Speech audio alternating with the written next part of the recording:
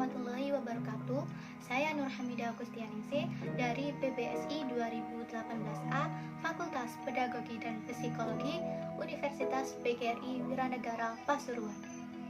Di sini saya akan menjelaskan mengenai kritik formalisme Rusia.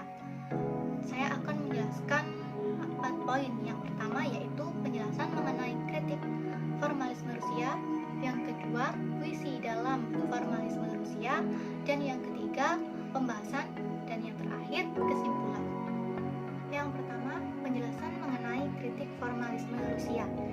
Pada tahun 1915 sampai 1930 di bidang ilmu sastra, peneliti struktural dirintis oleh kelompok peneliti Rusia. Hal itu telah dipaparkan oleh Theo tahun 1988 halaman 128 sampai 132. Mereka ini identik disebut sebagai kaum formalis. Tokoh-tokohnya adalah Jacobson, Shklovsky, Eisenbaum, dan Tinchanov. Mereka ini tidak banyak dikenali karena semua karya-karyanya diterbitkan dalam bahasa Rusia. Akhirnya, pada tahun 1930 dilarang terbit oleh Joseph Stalin, seorang diktator Rusia, melarang menerbitkan buku-buku yang diterbitkan oleh kaum formalis. Karena buku yang telah diterbitkan oleh kaum formalis itu dianggap bertentangan dengan ajaran-ajaran Marxis. Setelah adanya dialog antara R. Jacobson dan K. Pomorska, buku-bukunya mulai banyak dikenali oleh masyarakat luas. Aliran formalis ini telah membuktikan bahwa yang diajarkan adalah ingin membebaskan ilmu-ilmu sastra dari ilmu-ilmu yang lainnya. Misalnya berkaitan dengan sejarah, sosiologi, psikologi, dan tentang kebudayaan dalam arti yang seluas-luasnya. Hal ini menunjukkan bahwa sastra harus mempunyai ciri sendiri dibandingkan dengan karya-karya yang lain. Kemudian poin yang kedua adalah puisi dalam formalisme Rusia. Menurut kaum formalis, aspek bahasa tertentu secara dominan menentukan ciri-ciri khas hasil sastra itu, seperti rima dan aspek-aspek yang lainnya. Sehingga dalam analisis dan interpretasi karya sastra, aspek dominan itulah yang harus ditekankan. Sedangkan aspek-aspek yang lainnya hanya sebagai pendukung saja. Karya sastra sebagai struktur menjadi sasaran utama ilmu sastra. Mereka tidak membatasi diri pada studi puisi yang pernah menjadi awal kajian mereka, tetapi juga merambah pada penelitian struktur naratif dan dalam roman atau cerita pendek menurut Luxemburg dan kawan-kawan tahun 1984. Dari penelitian itu, mereka mengembangkan oposisi antara cerita atau fabula dan plot atau sujet sebagai sarana penelitian yang penting. Karya sastra diciptakan oleh pengarangnya dengan tujuan agar dapat dinikmati oleh pembacanya baik secara langsung maupun tidak langsung. Oleh karena itu, pembaca dapat menilai dan mengevaluasi karya sastra baik dari sisi bentuk maupun isi yang telah dibacanya. Pembaca tidak akan dapat menilai atau mengkritik karya sastra tanpa didasari oleh teori yang memadai tentang kesastraan. Untuk menilai karya sastra tentang baik dan buruknya, pembaca tidak hanya cukup sekali membaca untuk dapat menilai langsung atas karya sastra yang telah dibacanya. Kemudian poin yang ketiga adalah pembahasan. Di sini dalam pembahasan ini saya akan membahas mengenai kritik formalisme Rusia pada puisi Q, karya Suraci J. Bahri. Dari sekian banyak puisi Suraci, puisi berjudul Q ini termasuk puisi yang memiliki struktur dan makna yang unik. Puisi ini menggunakan judul konsonan Q yang tidak muncul pada larik puisi penjelasannya. Bunyi yang dimunculkan ada pada huruf A, L, I, F, dan M. Secara kebahasaan, puisi Q ini tidak dapat dianalisis sebab minim sarana bahasa. Puisi ini menggunakan huruf-huruf yang jika dirangkai membentuk kata alif lam mim.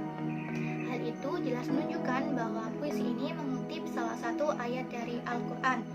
Puisi ini dapat dikategorikan sebagai puisi kontemporer, yaitu puisi tipografi. Puisi tipografi adalah puisi yang memandang bentuk atau wujud fisik yang mampu memperkuat ekspresi puisi. Bahkan, wujud fisik puisi dapat dipandang sebagai salah satu unsur puisi, sebagai suatu tanda yang memiliki makna tertentu, yang tidak terlepas dari keseluruhan makna puisi. Dan puisi ini juga dikatakan sebagai puisi tanpa kata, yaitu puisi yang sama sekali tidak menggunakan kata sebagai alat ekspresinya.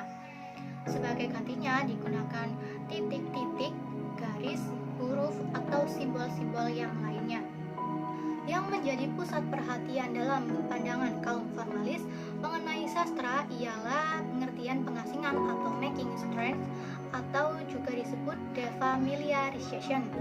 Menurut Jefferson tahun 1987, orang yang memperkenalkan istilah ini ialah Shklovsky. Ia berpendapat bahwa sastra sama seperti seni-seni lainnya, mempunyai kemampuan untuk memperlihatkan kenyataan dengan suatu cara baru. Shklovsky memakai istilah pengasingan bila sebuah karya sastra memakai gaya bahasa yang menonjol atau menyimpang dari yang biasanya, atau menggunakan teknik bercerita yang baru. Dalam puisi Q ini, melalui bentuk dan tulisannya yang tidak biasa dan keunikan pada bentuk pada puisi ini memiliki daya tarik tersendiri. Bentuk tersebut seperti sebuah selurutan, yakni I dan A yang semakin menurun. Jika kita maknai dalam kehidupan kita, tidak selalu berada di atas, namun bisa jatuh juga. Jika kita amati lagi, bentuk ini seperti sebuah jalan yang bercabang.